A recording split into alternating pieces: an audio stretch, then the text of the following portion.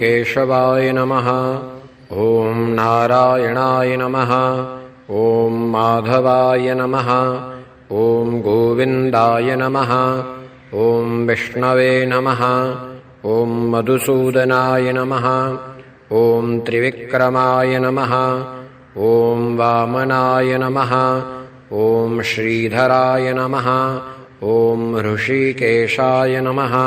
ॐ पद्मनाभाय नमः। ॐ दामोदराय नमः। ॐ सङ्कर्षणाय नमः।